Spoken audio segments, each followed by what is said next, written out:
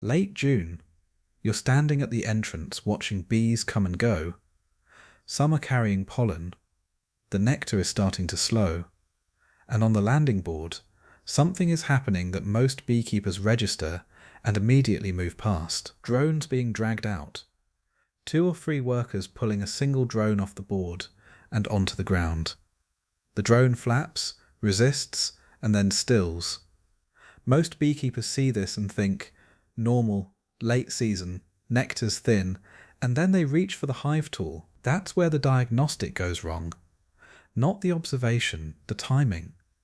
Because the eviction is only half the signal. The other half is what you don't see.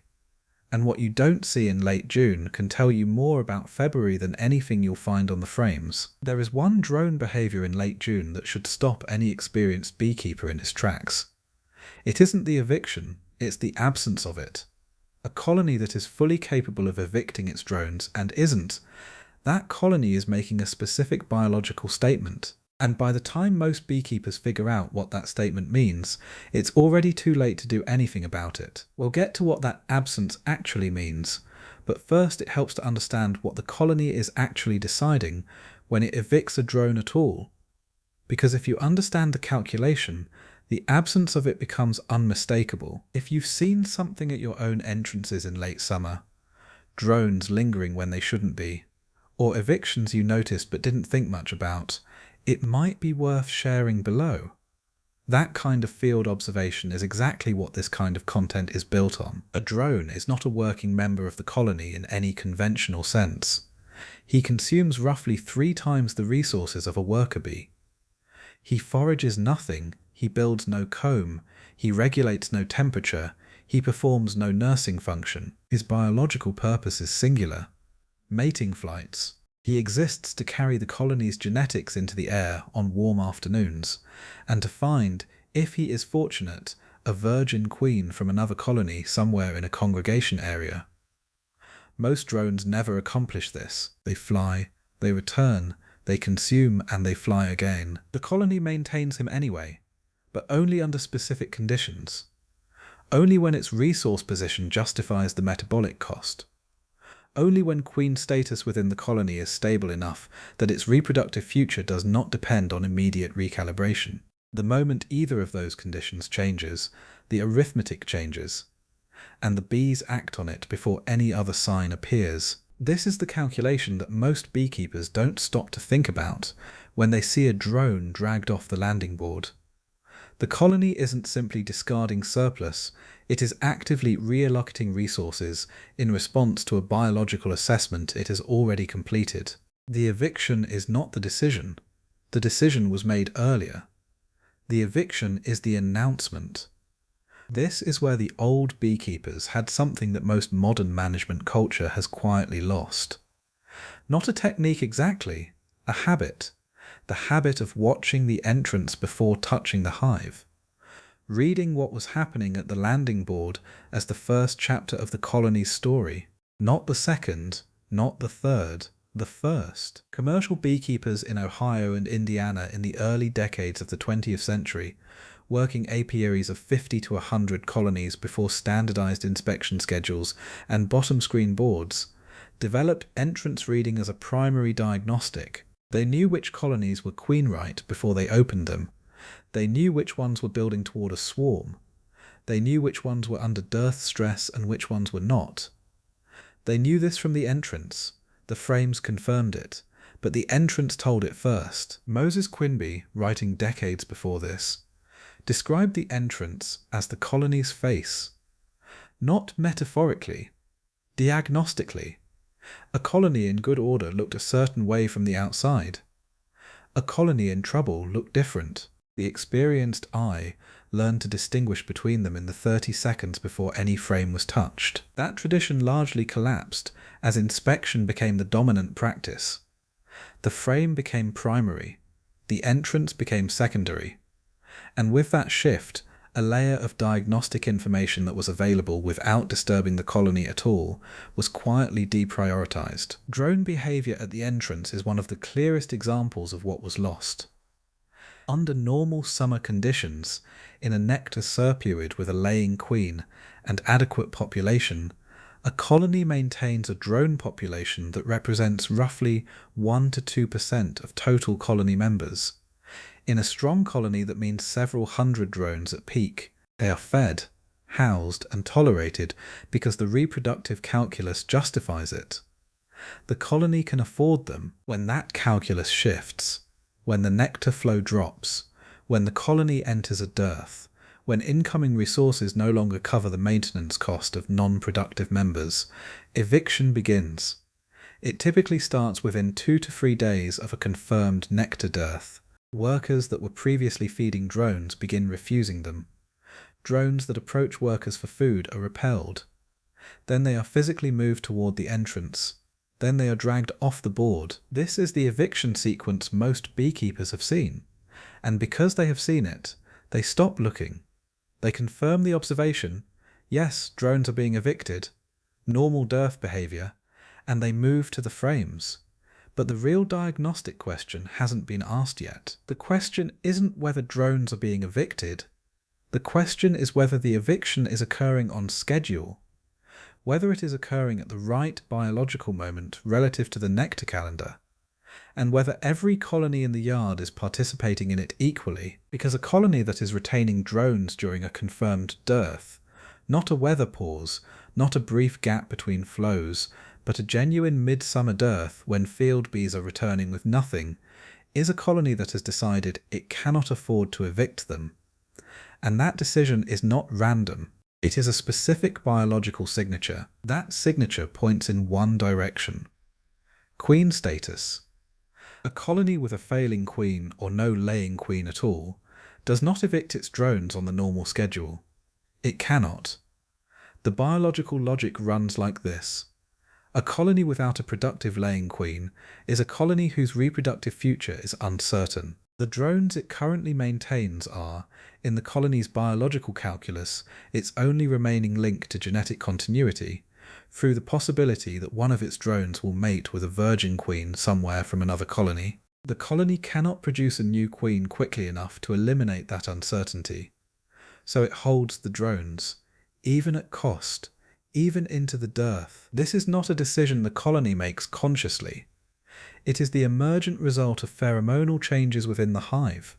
A laying queen produces queen mandibular pheromone, QMP, at levels that circulate through the colony and suppress the worker behaviours associated with drone retention. When QMP drops because the queen is failing, aging without replacing, or absent entirely, that suppression lifts.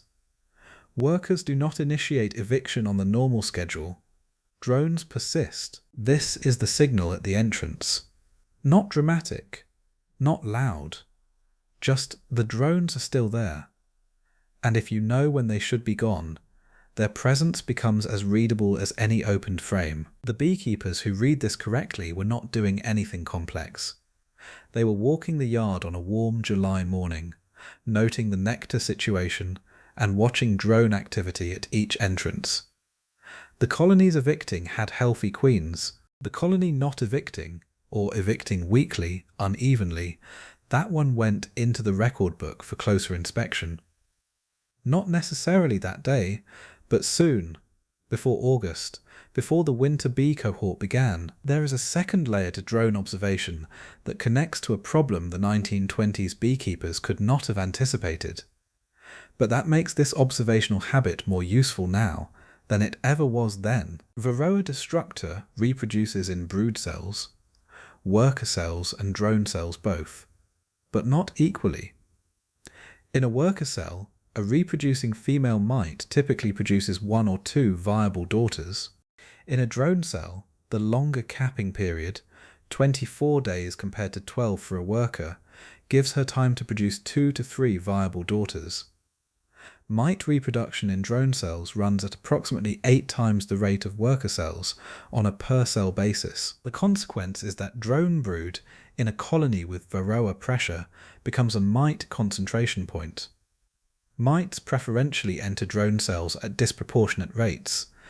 A visible patch of drone brood on a frame is carrying a mite load that substantially exceeds what the same area of worker brood would carry, which means visible drone brood is a passive, observable mite density indicator. The colonies producing the most drone brood in June and July are often the colonies accumulating the highest mite loads heading into August, and August is exactly when the winter bee cohort begins. If this kind of entrance-first diagnostic reasoning changes how you walk your yard before an inspection, subscribe.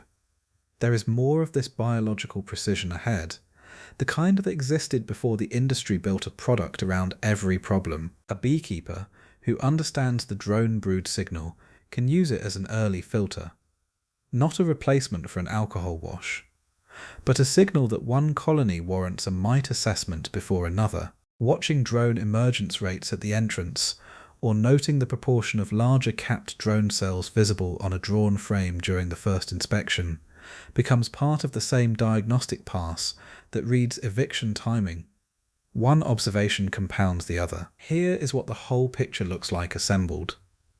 Late June. 2 colonies. Same yard, same dearth. One colony has workers dragging drones off the landing board throughout the morning hours. The eviction is active, consistent, purposeful. The other colony has drones coming and going freely. A few workers move near them. Nothing happens. The drones return to the entrance. They rest. They fly again. Both colonies look strong. Both colonies have adequate stores. Both colonies pass a casual glance. Neither one, standing at the entrance on a warm June morning, looks like a problem. But the colony not evicting its drones during a confirmed midsummer dearth has told you something specific. Its queen status is uncertain. That uncertainty, unaddressed through July and August, means the August brood cycle, the cycle that produces the winter bees, proceeds under compromised conditions.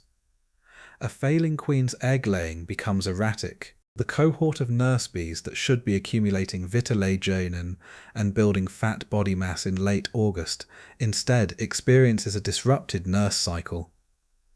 The winter bees they produce are physiologically less winter than they should be. The cluster those bees form in December is structurally weaker than its population suggests.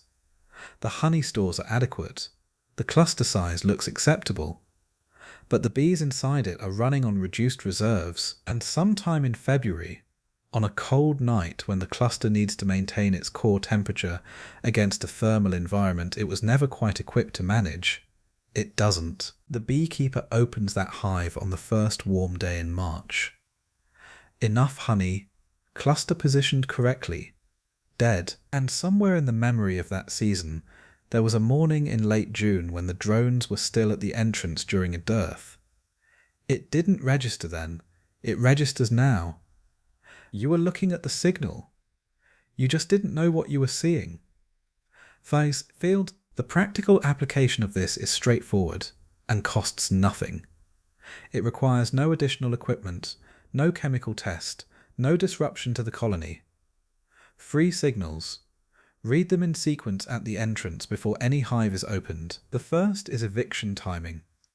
In a confirmed midsummer dearth, not a weather pause, not a 2-day gap between flows, but a genuine period of reduced or absent nectar, eviction should be active across the majority of colonies in the yard within the first week of dearth onset. A colony not participating in active eviction by day 7 of a confirmed dearth is a colony flagged for queen assessment. The second is drone proportion during dearth. At the entrance on a warm morning, the ratio of drones to workers in visible flight activity is diagnostic. In a queen-right colony actively managing its resource position, drones represent a small and declining fraction of entrance traffic during eviction. A colony where drones continue to represent a stable and significant fraction of entrance activity during dearth stress, where they are not declining but holding, is showing you a colony that has made the retention calculation. The third is drone brood condition on the first brood frame examined. Healthy capped drone brood in June in a strong colony is normal. Drone brood that is dense, fully capped, and distributed heavily across multiple frames in a colony you haven't recently mite-washed is a Varroa load signal worth acting on before August opens. Drone brood that is spotty, sunken or uncapped is a stress response worth noting for different reasons. These three signals together give you a first-pass assessment of queen status and mite pressure that is available from outside the hive, before a single frame is moved. They narrow the field. They do not close it. A full queen assessment and an alcohol wash are still required before any management decision is made, but as an early filter, separating the colonies that warrant immediate attention from those that can wait, this entrance red is more immediate and more reliable than any calendar-based schedule. The beekeepers who developed this habit were not more skilled than their contemporaries in any technical sense. They had simply decided to read the entrance before reaching for the hive tool, to treat what happened on the landing board as diagnostic information rather than background activity, to ask what the colony was telling them before they started telling the colony what to do. There is a reason this observational habit faded from mainstream practice, and it follows the same pattern that runs through every piece of historical beekeeping knowledge worth recovering. The entrance-first diagnostic requires no product. It requires no purchased input. A beekeeper who develops the habit of reading drone behavior as a queen status and resource signal catches problems earlier, treats more precisely, and loses fewer colonies to causes that looked like February surprises but were June questions. None of that has a commercial application. So the published guidance consistently moved toward frame inspection, calendar treatment schedules, and products applied on routine basis regardless of what the colony was actually signalling. The entrance became a door, not a diagnostic. The biology hasn't changed. Drones are still being evicted on the same schedule they always were. Queen mandibular pheromone is still regulating that schedule with the same precision. Varroa is still concentrating in drone brood at 8 times the worker cell rate. A colony with a failing queen in late June is still retaining drones it should be evicting, and that retention is still visible at the entrance to anyone who thinks to look for it. The only thing that changed was whether anyone was standing at the entrance looking. The eviction is the answer. The absence of it is the question. If this kind of entrance-first observation changes how you read your hives before an inspection, subscribe. There is more of this kind of biological precision ahead, the kind that costs nothing to apply because it was never meant to be sold, and a question worth sitting with. The last time you stood at the entrance of your hives in late summer, were you watching the drones or walking past them?